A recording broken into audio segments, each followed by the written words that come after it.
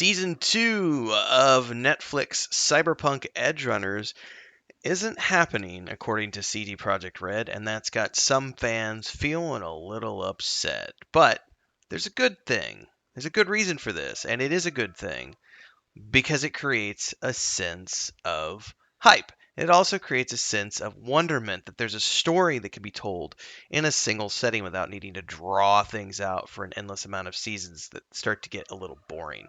When it comes to prestige television, I'm a big fan. I like one and dones. I think it's a great way to do things. Miniseries are great when they're set up and done right. They can do lots of great things for an IP, such as what we've seen with Edgerunners bringing in huge numbers to Cyberpunk 2077. It has now been, as of this recording, I published a video yesterday talking about this, linked up in here somewhere. The fact that it has had more than 1 million players per day concurrent across all platforms, some of which can be attributed to the Edgerunners show, but mostly it can be attributed to the fact that it's just a damn good game. But we're going to talk about the show today. We're going to talk about one and done's, miniseries, why sometimes they're the best thing for a franchise. I'm Tim Anderson, aka Renfell. If you don't know who I am, that's okay. You're here. That's all that matters. If you're a returning visitor, welcome back. And if you're one of those new people, don't forget to like, subscribe, hit the bell icon so that you can continue to get more updates like this. Don't forget, I'm currently doing a replay of Cyberpunk 2077 on the PS4 Slim to show how the game actually is fixed, even on the older consoles. I could be playing it on my Series X, but I'm not because I want to prove to people that it has been fixed. So you can check that out at your leisure. Videos go out a couple times per week. But in the meantime, we're going to get back into this. Don't forget to support the channel. You can join as a member. Like all of these amazing people, more ways at the end of the video to support. We'll talk about that then. But in the meantime, let's just dive in.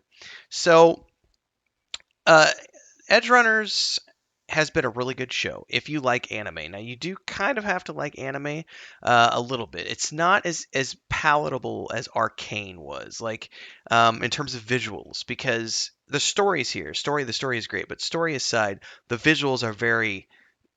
I don't want to sound condescending when I say this. I have to think about a politically correct way to say this. It's very um, Eastern in its influence, the animation style. So it definitely looks like what many people would consider to be traditional anime.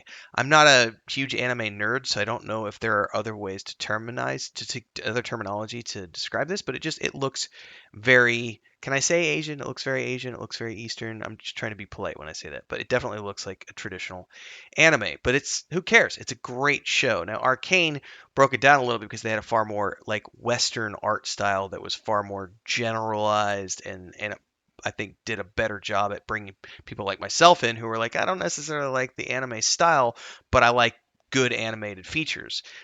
This has been a great show regardless. I feel like this is a lot like um, I can't remember the name of it now. It doesn't matter. Don't let me get sidetracked.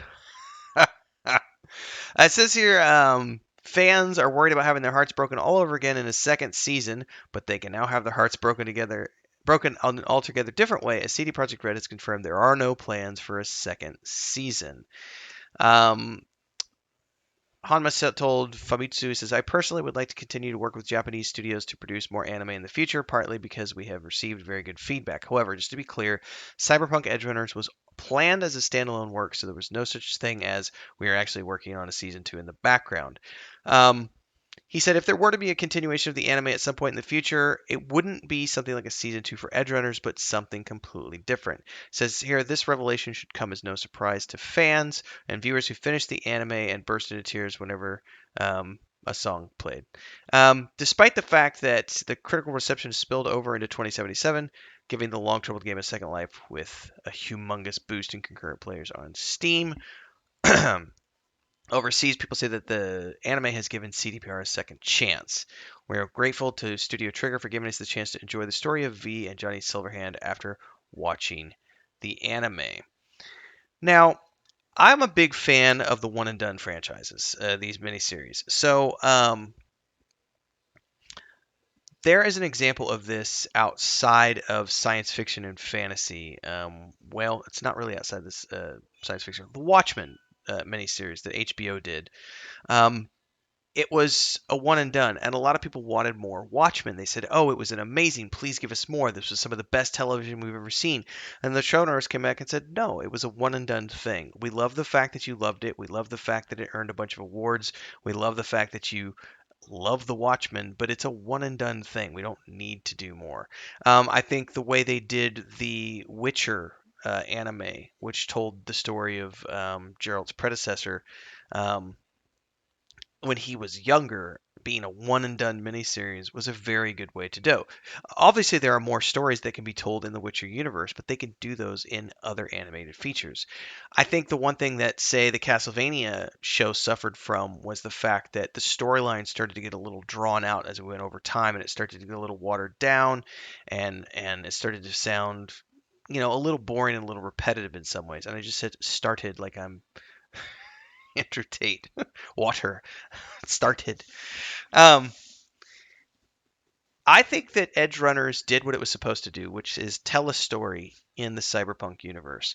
And if you break it down and take it back to a storytelling perspective, that's something that, in my mind, CD Projekt Red has always been a very good purveyor of storytelling.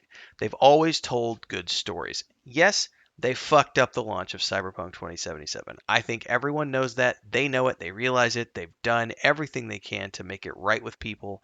They have continually worked on improving the game to the point where now, as I said, I'm doing the PS4 Slim playthrough because I wanted to see if they actually had fixed everything. And I am very pleasantly surprised because 2 years ago it was rough in every way, shape, and form. And now it's pretty damn near flawless. I've seen a couple of bugs here and there, but it's been a pretty good experience.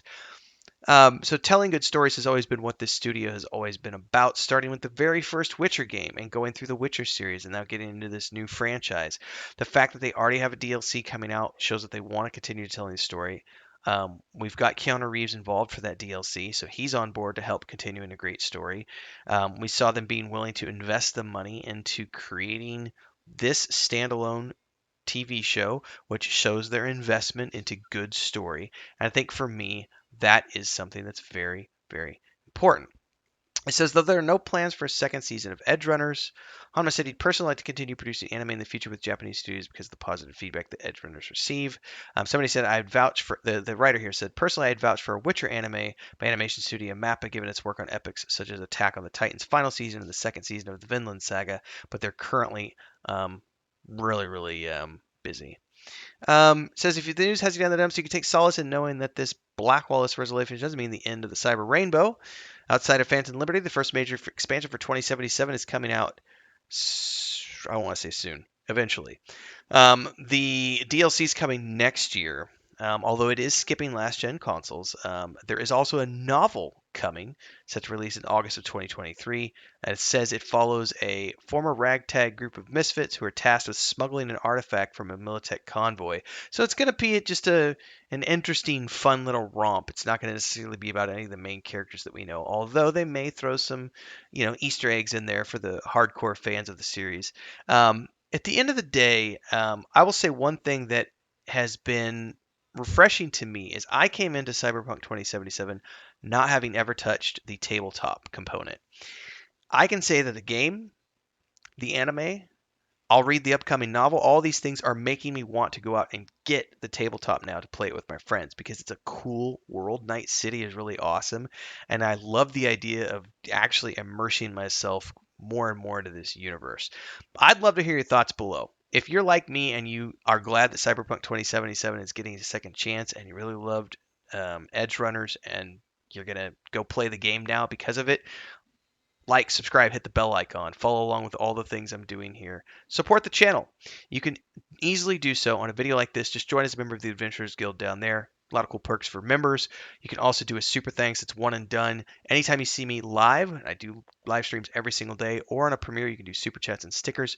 I'm also building a game with my wife and my brother. The tabletop component's already out. The point and click is coming later this year. The book series is already being produced through the Patreon page. So hopefully we'll see you over there as well. And until the next video or the next playthrough of Cyberpunk 2077, safe gaming, everybody. I'll see you in Night City.